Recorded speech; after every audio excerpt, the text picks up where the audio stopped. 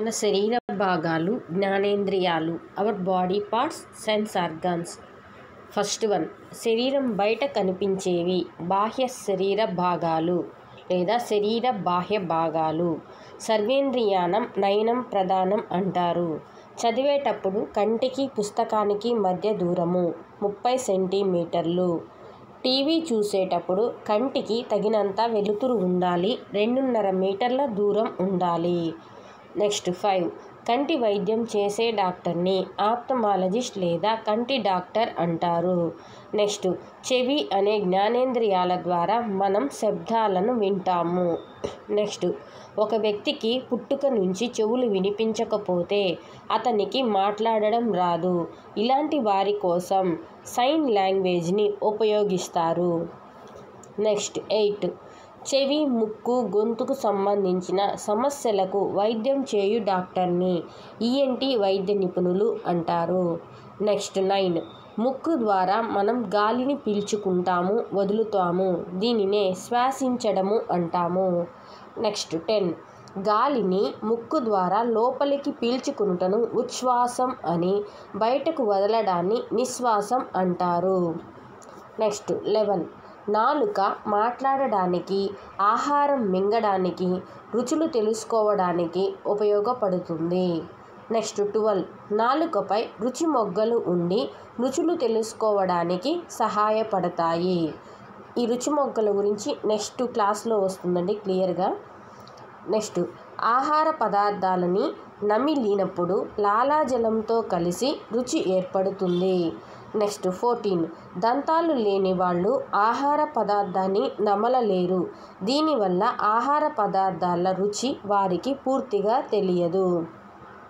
Next 15, 4 రకాల దంతాలు ఉంటాయి. 1, కొరుకు దంతాలు, ఇవి 8 ఉంటాయి. నెక్స్ట్, చీల్చు దంతాలు 4 ఉంటాయి. నమలడానికి ఉపయోగపడే దంతాలు 8 ఉంటాయి.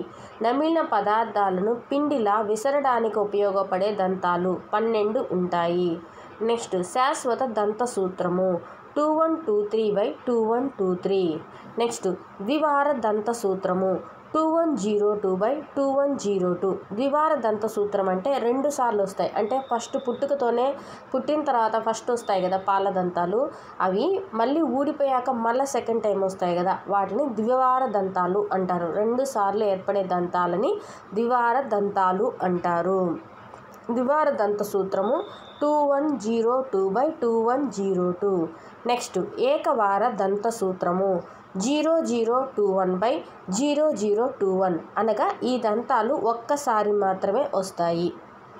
నెక్స్ట్ 19, దంతాలు ఆహారాన్ని నమలడానికి, మాట్లాడడానికి ఉపయోగపడతాయి. నెక్స్ట్ 20, చిన్నపిల్లలకు మొదటిగా వచ్చే దంతాన్ని పాల దంతాలు అంటారు. నెక్స్ట్ 21, ఉత్తరేణి, కానుగ, వేప పుల్లలు, తుమ్మ పుల్లలను ఉపయోగించి లేదా టూత్ పేస్టు లేదా పౌడరు, బ్రష్తో దంతాలను తోముకోవాలి. నెక్స్ట్ 22, దంతాలకు వైద్యం చేసే డాక్టర్ని డెంటిస్ట్ అంటారు. 23, చర్మం వల్ల మనకు స్పర్శ కలుగుతున్నది. నెక్స్ట్ 24, చర్మ సంబంధ వ్యాధులకు చికిత్స చేసే డాక్టర్ని డెర్మటాలజిస్ట్ అంటారు.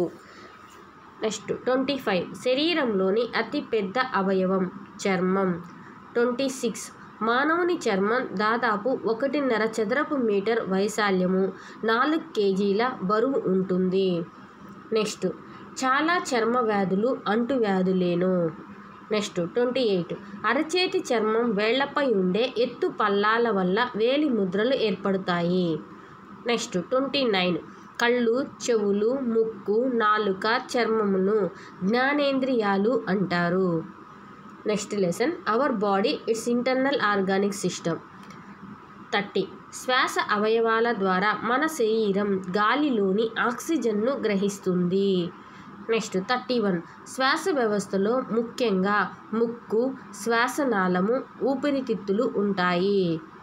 నెక్స్ట్ 32, ఊపిరితిత్తుల్లో ఆక్సిజన్, కార్బన్ డయాక్సైడ్ మార్పిడికి సహాయపడేవి చిన్న గాలి గదులు. నెక్స్ట్ 33, గాలి గదుల కుడ్యంపై అనేక సూక్ష్మ రక్త నాళికలు ఉంటాయి. నెక్స్ట్ ఊపిరితిత్తులకు సంబంధించిన వ్యాధులకు చికిత్స చేసే డాక్టర్ పల్మనాలజిస్ట్. నెక్స్ట్ 35 ప్రాణాయామం మెడిటేషన్లో శ్వాసపై ధ్యాస పెడతారు. నెక్స్ట్ 36 మొత్తం శరీరానికి రక్తమును సరఫరా చేసేది గుండె. నెక్స్ట్ రక్తం శరీరంలోని ప్రతి భాగానికి మనం తీసుకున్న ఆహారాన్ని ఆక్సిజన్ను చేరవేస్తుంది లేదా తీసుకువెళ్తుంది. నెక్స్ట్ 38 శరీర ఉష్ణోగ్రతను క్రమబద్ధీకరించడానికి రోగకారకాలపై పోరాటానికి రక్తం ఉపయోగపడుతుంది. నెక్స్ట్ 39 రక్తంలో ఎక్కువగా ద్రవరూపంలో ఉన్న ప్లాస్మా ఉంటుంది. నెక్స్ట్ రక్తంలో 3 రకాల రక్త కణాలు ఉంటాయి. ఎర్ర రక్త కణాలు, తెల్ల రక్త కణాలు, రక్త ఫలకికలు. ఈ ఎర్ర కణాల గురించి కూడా మనం నెక్స్ట్ క్లాసెస్లో ఇంకా బ్రీఫ్గా ఎక్స్ప్లెయిన్ చేసుకుంటాము. 5th క్లాస్కి సరిపడా ఉన్న మ్యాటర్ని మాత్రమే పెట్టాను ఇందులో. నెక్స్ట్ ఎర్ర రక్త కణాలు శరీరంలో ఉన్న అన్ని కణాలకు ఆక్సిజన్ను అందిస్తాయి. నెక్స్ట్ తెల్ల రక్త కణాలు రోగకారక క్రిములతో పోరాడుతాయి. నెక్స్ట్ రక్త ఫలకికలు రక్తం గడ్డ కట్టడంలో సహాయపడతాయి.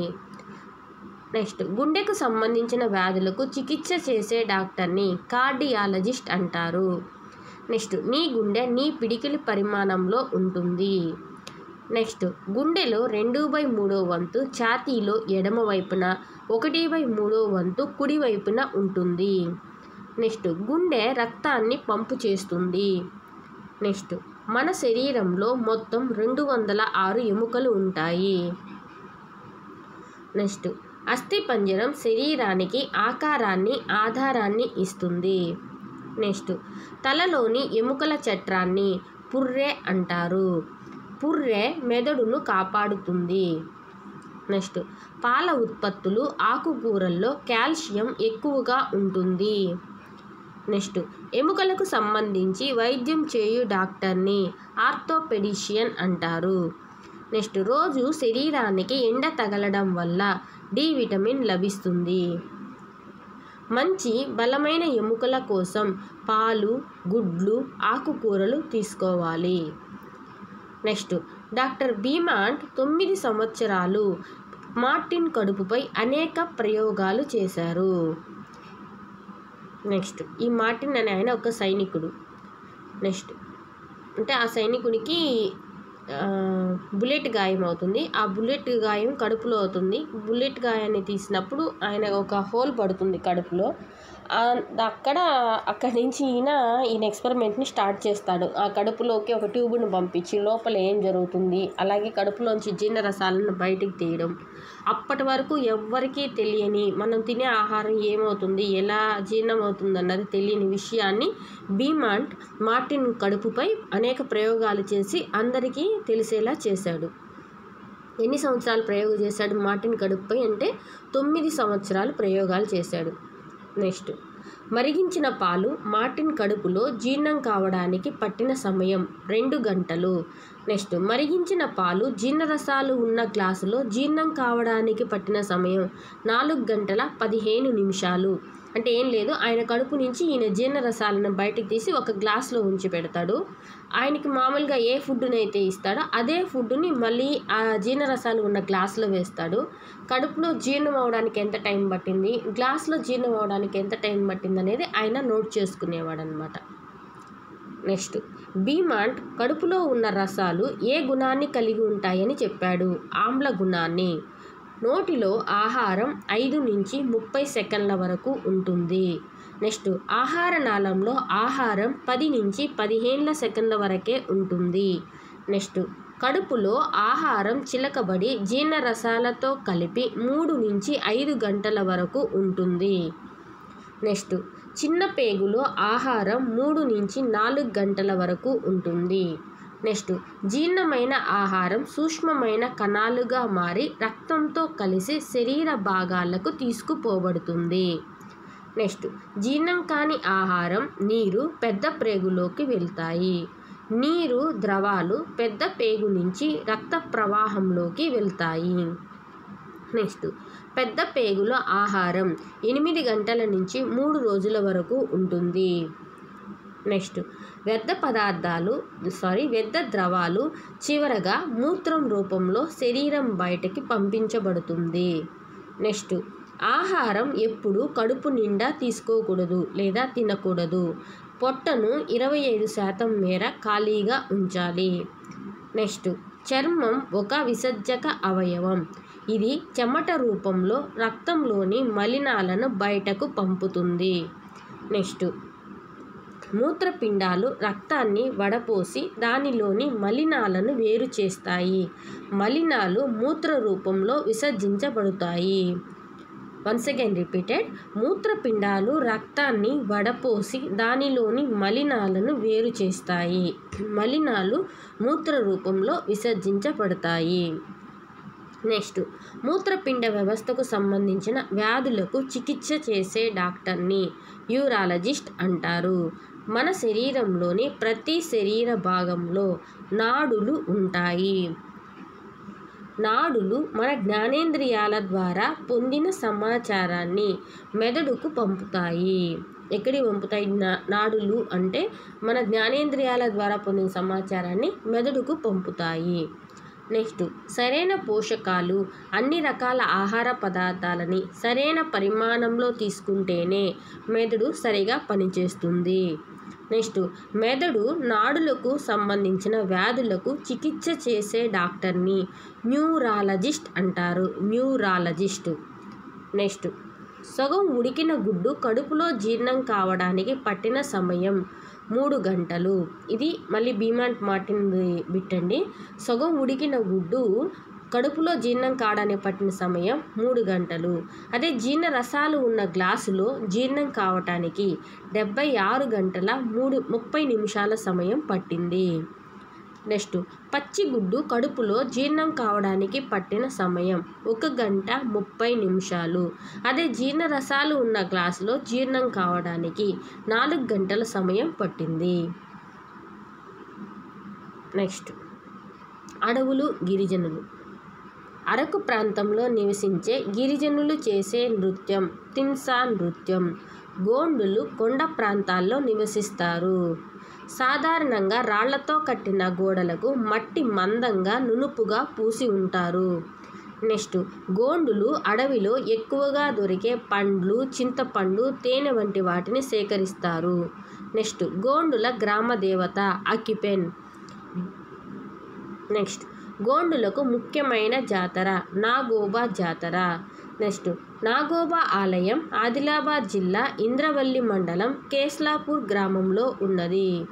నెక్స్ట్ నాగోబా జాతర ప్రతి సంవత్సరం 5 రోజుల పాటు నిర్వహిస్తారు. నెక్స్ట్ గోండులు చేసే సంప్రదాయ నృత్యం గుస్సాడి నృత్యం.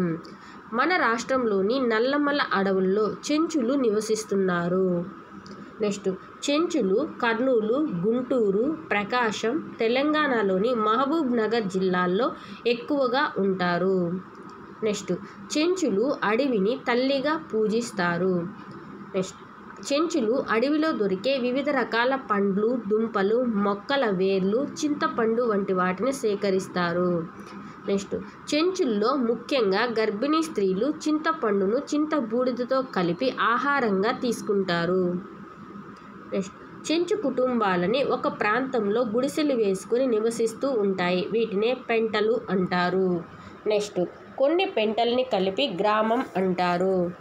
నెక్స్ట్ చెంచులు లింగస్వామిని, చెంచులక్ష్మిని పూజిస్తారు. నెక్స్ట్ బోండా జాతి గిరిజనులు విశాఖపట్నం జిల్లాలోని అరకు ప్రాంతంలోని కొండల్లో, దట్టమైన అడవుల్లో, అలాగే పక్కనే ఉన్న ఒడిస్సా రాష్ట్రంలోని మల్కాజ్గిరి జిల్లాలోని దట్టమైన అడవుల్లో ఉంటున్నారు. నెక్స్ట్ వీరినే బోండా, పోరోజు అని కూడా అంటారు. నెక్స్ట్ బోండా జాతి వారు మాట్లాడే భాష రెమో. నెక్స్ట్ మన దేశంలో బోండా తెగ జనాభా దాదాపు 12,000 మాత్రమే. Once again repeated. మన దేశంలో బోండా తెగ జనాభా దాదాపు 12,000 మాత్రమే. వారం వారం జరిగే సంతలను హతా అంటారు. అంటే బోండా తెగ వాళ్ళు ప్రతి వారం జరిపితే సంతల్ని హతా అని అంటారు. నెక్స్ట్ బోండా తెగవారు చేసే వ్యవసాయం పోడు వ్యవసాయం. నెక్స్ట్ బోండా తెగ ఆడవాళ్ళు వారం వారం జరిగే సంతల్లో వస్తువులను మార్పిడి చేసుకుంటారు. ఈ పద్ధతినే వినిమయ్ ప్రోదా అంటారు. ఏమంటారు? వినిమయ్ ప్రోదా. నెక్స్ట్ బోండా తెగవారు జనపనారతో చేసిన బట్టలను ధరిస్తారు. ఈ జనపనారతో బట్టలను వీళ్ళు ఎలా తయారు చేసుకుంటారు అనేది ఒక చిన్న ఫ్లో చార్ట్ అండి. జనపనార మొక్కల సేకరణ, నెక్స్ట్ వీటిని నీటిలో నానబెట్టుతారు, నెక్స్ట్ వాటి నుంచి దారాలను తీస్తారు. ఈ దారాలని మగ్గాలలో నేస్తారు. మగ్గాల్లో నేసిన బట్టలకి రంగులు అద్ది అలాగే ఎండల్లో ఆరబెడతారు. ఆరబెట్టిన బట్టలకి అద్దాలని కుట్టుతారు. ఈ విధంగా వాళ్ళు జనపనారతో బట్టలని తయారు చేసుకుంటారు. నెక్స్ట్ వెదురు, యూకలిప్టస్, సుబాబులు వంటి చెట్ల నుంచి కాగితం తయారవుతుంది. నెక్స్ట్ ఆదిలాబాద్ జిల్లాలోని అడవుల్లో గోండు, కొలామి, ప్రధాన్, తోటి తెగలకు చెందిన గిరిజనులు ఉన్నారు. Once again repeated. ఆదిలాబాద్ జిల్లాలోని అడవుల్లో గోండు, కొలామి, ప్రధాన్ వంటి తోటి తెగలకు చెందిన గిరిజనులు ఉన్నారు. RRR సినిమాలో కూడా ఈ గోండు జాతి గురించే వచ్చిందండి. ఎన్టీఆర్ గోండు తెగకు చెందిన వ్యక్తి. నెక్స్ట్ కొమరం భీమ్ అండి, ఆయన పేరు భీమ్. శ్రీకాకుళం, విజయనగరం, విశాఖపట్నం అడవుల్లో సవర, ఆదివాసి, ఒరియా, కువి, గదబ వంటి తెగల వాళ్ళు ఉన్నారు. Once again I repeated. Srikakulam, Vizianagaram, Visakhapatnam అడవుల్లో సవర, ఆదివాసి, ఒరియా, కువి, గదబ వంటి తెగల వాళ్ళు ఉన్నారు. నెక్స్ట్ తూర్పు గోదావరి, పశ్చిమ గోదావరి జిల్లాలోని అడవుల్లో కోయ తెగకు చెందిన గిరిజనులు ఉన్నారు. నెక్స్ట్ మన దేశం మొత్తం భూభాగంలో 6,92,027 చదరపు కిలోమీటర్లు లేదా 21% ఈ అడవులు ఉన్నాయి. నెక్స్ట్ మధ్యప్రదేశ్ రాష్ట్రము అటవీ విస్తీర్ణంలో మొదటి స్థానంలో ఉంది. అనగా 77,000 చదరపు కిలోమీటర్ల విస్తీర్ణం గల అడవి మధ్యప్రదేశ్ రాష్ట్రంలో ఉంది. నెక్స్ట్ అదే మన దేశం మొత్తం మీద ఎంత శాతం అడవి ఉందంటే 21% ఉంది. అదే వైశాల్యం పరంగా చూస్తే మన దేశం మొత్తం భూభాగంలో 6,92,027 చదరపు కిలోమీటర్ల విస్తీర్ణంలో అడవి అనేది ఉంది. అదే మధ్యప్రదేశ్ రాష్ట్రంలో అయితే 77,000 చదరపు కిలోమీటర్ల విస్తీర్ణంతో దేశంలోనే మధ్యప్రదేశ్ రాష్ట్రం అటవీ విస్తీర్ణంలో మొదటి స్థానంలో ఉంది. నెక్స్ట్ ఖమ్మం జిల్లా అటవీ విస్తీర్ణంలో మొదటి స్థానంలో ఉంది. అంటే రాష్ట్రంలో అయితే మధ్యప్రదేశ్, జిల్లాలో అయితే ఖమ్మము మొదటి స్థానంలో ఉంది. నెక్స్ట్ చెట్లను నరికివేయడం వల్ల వాతావరణంలోని కార్బన్ డయాక్సైడ్ ఎక్కువ అవుతుంది. దీనివల్ల భూమి వేడెక్కుతుంది. దీన్ని భూగోళం వేడెక్కడం లేదా గ్లోబల్ వార్మింగ్ అంటారు. నెక్స్ట్ గ్లోబల్ వార్మింగ్ వల్ల వర్షాలు తగ్గుతాయి. అని చిన్న పాయింట్ చెప్పాలనుకుంటున్నాను. అసలు గ్లోబల్ వార్మింగ్ ఏంది, భూమి వేడెక్కడం ఏంటంటే సింపుల్గా చెట్లు నరికేయడం వల్ల ఏమవుతుందంటే కార్బన్ డయాక్సైడ్ అనేది ఎక్కువైపోతుంది. చెట్లు ఉంటే కార్బన్ డయాక్సైడ్ తీసుకుని ఆక్సిజన్ ఇస్తాయి. మొత్తము భూమి పైన ఒక పొరలాగి కార్బన్ డయాక్సైడ్ అనేది ఎక్కువగా పేరుకుపోవడం వల్ల భూమి నుంచి హీట్ అనేది రిఫ్లెక్ట్ అవ్వట్లేదు. అంటే భూమి కొంత ఉష్ణాన్ని పరావర్తనం చెందిస్తుంది. ఆ పరావర్తనం చెందించడం అనే దాన్ని ఆపేస్తుంది కార్బన్ డయాక్సైడ్. దానివల్ల ఆ ఉష్ణాన్ని అనేది మళ్ళీ భూమిలోనే ఉండిపోయి భూమి ఏమవుతుందంటే వేడెక్కుతుంది. ఇలా భూమి వేడెక్కడాన్నే గ్లోబల్ వార్మింగ్ అని అంటారనమాట. Okay, thank you.